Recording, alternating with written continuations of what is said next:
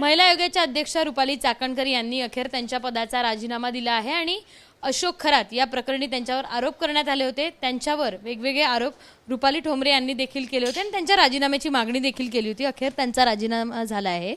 काय नेमकं वाटतंय आणि आता अटक होण्याची मागणी तुम्ही करताय? त्यांचा राजीनामा त्यांनी दिला नाहीये, राजीनामा घेतलेला आहे। कारण का बंधू बाबा अशोक खरातच्या प्रकरणात त्याच्या संगत मतामध्ये सामील आहेत। तुम्हाला मी पुन्हा सांगते की त्यांचे किती आधीपासूनचे संबंध होते त्याच्याशी आम्हाला घेणं देणं नाही। त्यांना जेव्हा नॉलेज मिळालं की या बंधू बाबाचे कृत्य एवढे घाण आहेत, त्यांनी त्याच्यासाठी पोलीस चौकशी का नाही करायला लावली? का नाही त्याच्यावर त्यावेळी गुन्हा दाखल केला? त्यांनी तसं न करता उलट ज्यांनी भांडाफोड केला त्याला ते नोटीस पाठवतायत, त्याला पोलिसांचा दबाव देतायत, त्याला कायद्याची धमकी आणि कारवाई करण्याची धमकी देतायत। या गोष्टी त्यांनी पदावर असून त्याला मदत केलेली। आणि तुमच्या माहितीसाठी मी सांगते, या अशोक खरातची एक FIR आहे। त्या FIR मध्ये स्वतः चाकणकरांनी फोन केला होता, काहीतरी त्या अशोक खरातला बंधू बाबाला त्याचे व्हिडिओ व्हायरल करणार अशी काहीतरी धमकी दिल्याचं म्हणलं जातंय। आणि ही FIR खुद्द चाकणकरबाईंनी तिथं पोलिसांना सांगून दाखल करून घेतलेली आहे। मग अशोक खरातची त्याच्यात फिर्यादी अशोक खरात आहे।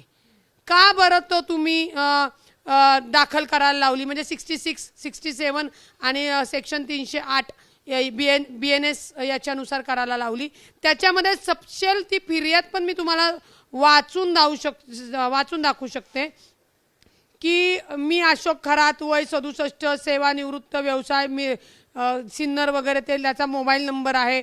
पोलीस ठाण्यात समक्ष राहून FIR करतो की मोबाईल नंबर आहे त्याच्याकडे 9822 383 असून ते सिम कार्ड माझेच आहे।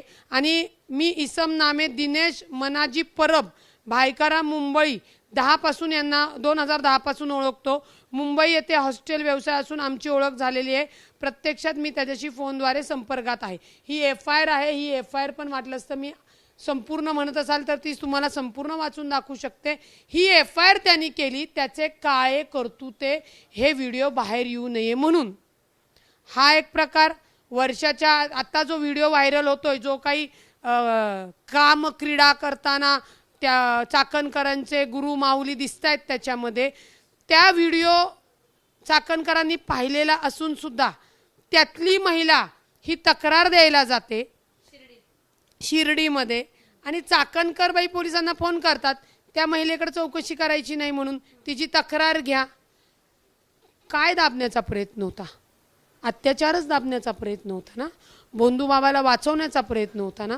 हेच जर तुम्ही त्या महिलेला तू तिथं स्टेटमेंट दे, घाबरू नको, तुझ्यासोबत जर काही मुलीचं औषध वगैरे देऊन केलं असेल तर त्या तपासाला गती मिळते ना? यांनी तपासाची गती तोडण्याचा प्रयत्न केला, तपास दाबण्याचा प्रयत्न केला। त्याच्यामुळे आता राजीनामा झालेला आहे। याच्यासाठी मी देवेंद्र फडणवीस साहेबांचं मनपूर्वक तमाम महाराष्ट्राच्या बंधू भगिनींच्या मार्फत त्यांचे आभार मानते। पण आता यांना सहआरोपी करून तातडीने अटक होणं गरजेचं आहे। हे फार मोठं रॅकेट निघणार आहे। फार मोठे सेलिब्रिटी कोणी जे कोणी आलेत, जोपर्यंत त्यांचा तपास, त्यांची पंचनामे, साक्ष होणार नाहीत तोपर्यंत शेवटच्या कडीपर्यंत आपण पोहोचू शकत नाही। आत्ताच 800 कोटीपर्यंतच्या फायली सापडल्यात। कुठनं आला एवढा पैसा? चिमटे काढून? कुठनं आला पैसा? मूत्र पाजून? कुठनं आला पैसा? तर महिला आयोगाच्या साथीने ही जी कांड केलेत ना, त्यातनं पैसा आला। त्यातनं त्यांनी अनेक राजकीय लोक त्या बंधू बाबाकडे नेलेली दिसतात किंवा आलेली असतील, किंवा बंधू बाबांनी चाकणकरबाईचा वापर करून ते संबंध वाढवलेले दिसत आहेत। कारण का काल सुषमा आमदारांनी जे काही करंगळी कापण्याचा फोटो दाखवला, अनामिका कापण्याचा फोटो दाखवला, लगेच अनेक अनामिका कापण्याचे फोटो समोर आले। सुनील तटकरेंचा पण अनामिका कापल्याचा फोटो एक समोर, म्हणून तर शॉक बसला आम्हाला। कारण का जेव्हा संपदा मुंडेच्या प्रकरणात त्यांनी तिचं चारित्र्य हनन संविधानिक पदावर बसून केलं, त्याच वेळी आणि त्यांच्या त्या वक्तव्याला राष्ट्रवादी काँग्रेस पक्षाचं ते म्हणणं नाही, हे स्वतः माननीय अजितदादा जेव्हा त्या पीडिताच्या घरातल्यांशी बोलले त्याच वेळी अजितदादांनी तिचा राजीनामा मागितला होता. चाकणकर बाईचा राजीनामा माननीय अजितदादांनी मागितला होता. थांबवला कुणी? प्रांत अध्यक्ष सुनील तटकरे साहेबांनी. द्यावं उत्तर. आता दोघांचेही अनामिका कापल्याचे फोटो का कापल्यात म्हणजे यांनी रक्तामध्ये कुणाकुणाच्या भावल्या काय म्हणतात भिजवल्यात पाहाव्या लागतील ना, तपास करावा लागेल ना. कुणी असू दे याच्यामध्ये ज्यांचे ज्यांचे फोटो आहेत. जयंत पाटलांचा सुद्धा त्याच्यामध्ये फोटो आहे. जयंत पाटलांचा फक्त देवाला नमस्कार करण्यापर्यंत फोटो होता का अजून काय होतं हे सगळं बघितलं पाहिजे. तटकऱ्यांची सुद्धा चौकशी होणं गरजेचं आहे. म्हणून थांबवत होता का तुम्ही त्यांचा राजीनामा? विजय केसरकरांचे निकटवर्ती आहे जे लोंढे, त्यांची देखील SIT चौकशी होणार आहे आणि आजूबाजूच्या सगळ्यांची त्या संदर्भातली चौकशी. रुपाली चाकणकरांची पण चौकशी व्हावी. अहो ती आरोपीच आहे, चौकशी काय म्हणताय तुम्ही? तिला आरोपी करून अटक तातडीने केलं पाहिजे. रुपाली चाकणकरला अटक केल्यानंतर अजून लोक मिळतील आपल्याला की जे आहेत आणि याच्या तपासाचे धागेदोगे आपल्याला मिळणार आहेत. त्याच्यामुळे दीपक केसरकर असू द्या अजून कुणी असू द्या, माझा जरी पाया पडतानाचा तिथं फोटो असेल तरीही त्या तपासाच्या अनुषंगाने सर्वसामान्यपासून ते जो कोणी लोकप्रतिनिधी खासदार मंत्री असतील सगळ्यांचा तपास होणं गरजेचं आहे आणि तो तपास केला जाईल. तो तपास पोलिसांना करावा लागेल, तेव्हाच कुठं या शेवटच्या घटकापर्यंत आपण पोहोचू शकू. त्यांच्यापर्यंत पाणी पुरवठा करण्यासाठी एक लाईन टाकण्यात आली होती, त्यासाठी शासन दरबारी पत्र देण्यात आलं होतं. तर बाकीच्या नेत्यांशी राजकीय नेत्यांशी संबंध आहे का असा प्रश्न निर्माण होता. त्याच्यात बाकीच्या नेत्यांशी संबंध आहे ते फोटोवरनं दिसतच आहे, परंतु 39 लाख लिटरचं पाणी आमच्या शेतकऱ्यांच्या बंधू भगिनींच्या तोंडचं पाणी तुम्ही संस्थेला देता. संस्थेला पत्र कोण देते? राज्य महिला आयोग. आणि माझा काहीच संबंध नाही. मी महिला सॉफ्ट. अहो बलात्कार महिलेवर झालाय. तुम्ही महिला जातीवर काळिंबा आहात की बलात्कारात होऊन सुद्धा भोंदू बाबाच्या बाजूने तिथं पोलीस स्टेशनवर तुम्ही दबाव आणत होतात, पदाचा गैरवापर करत होतात, म्हणून तुमच्यावर आक्षेप आहे. जेव्हा हे अनामिकाचे फोटो समोर आले सुषमा अंधारेंनी, त्यांनी ते सगळे आरोप खोडून काढले. ते म्हणतात तुम्ही तारखा मिटवल्या, ते म्हणतात तुम्ही चुकीचे फोटो दाखवले, आम्ही तुम्हाला नोटीस पाठवू. एखाद्या महिलेला असं करणं हे तर असलंच तरी आम्ही नोटीस पाठवू आणि चुकीचं असं सांगणं आमचं बदनामी करताय असं त्यांचं म्हणणं. पहिल्यांदा तातडीने नोटीस त्यांनी पाठवली पाहिजे, म्हणजे सुषमा अंधारे त्या कोर्टामध्ये यांचे विथ एव्हिडन्स आहेत ना अजून यांचे कपडे फाडेल आणि उघडे करेल. काय होतंय, चाकणकर बाई इतर मोहिनी वशिनीमध्ये किंवा तंत्रविद्यामध्ये जरी त्यांची PhD असली तरी कामांमध्ये कायद्यामध्ये त्या मूर्ख बाई आहेत. स्वतःच्या हाताने स्वतःचे एव्हिडन्स देत आहेत, तर द्यावे.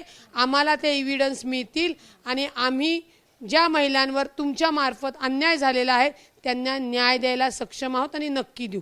त्याच्यामुळे काय नोटिसा पाठवायची आहेत, काय कायदेशीर कारवाई पाऊल उचलायचं ज्याचा त्याला अधिकार आहे. उलट तुम्ही बघितलं का, मी सांगितलं होतं की शिर्डीच्या पोलिसांना त्यांनी फोन केला. काल त्या स्वतःनीच त्यांनी कबुली दिली की हो मी पोलीस अधीक्षकांना फोन केला होता, परंतु कारवाई तुम्ही निपक्ष करावी असं मी त्यांना म्हणले. आम्हाला मिळाला पुरावा.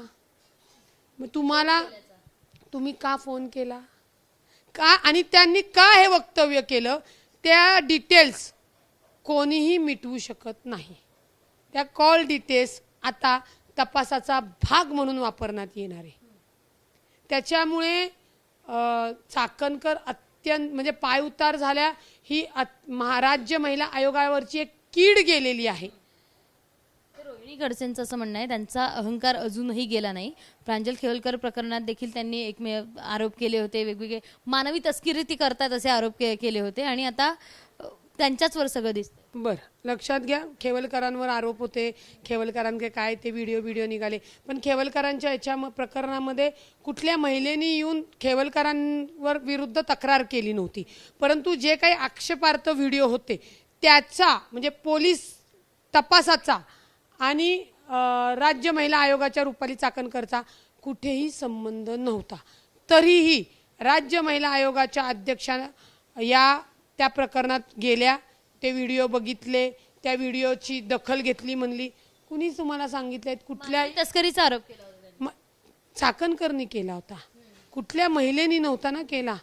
चाकणकरांनी पदाचा वापर राजकारणामधील महिलांना संपवण्यासाठी केलेला आहे.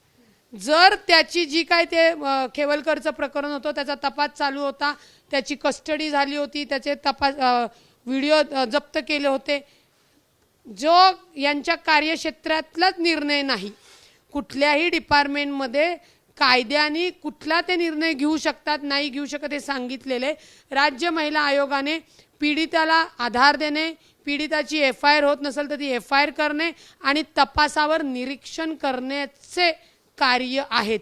त्यांनी टीका केली आहे की त्यांचा अहंकार अजूनही गेला नाही. हो, त्यांना आता रोहिणीताईला त्यांचा अहंकार दिसला असेल माज, पण त्या अहंकाराला समस्त माता भगिनींनी पाय उतार करून दाखवून दिलेला आहे, बडतर्फ केलेला आहे.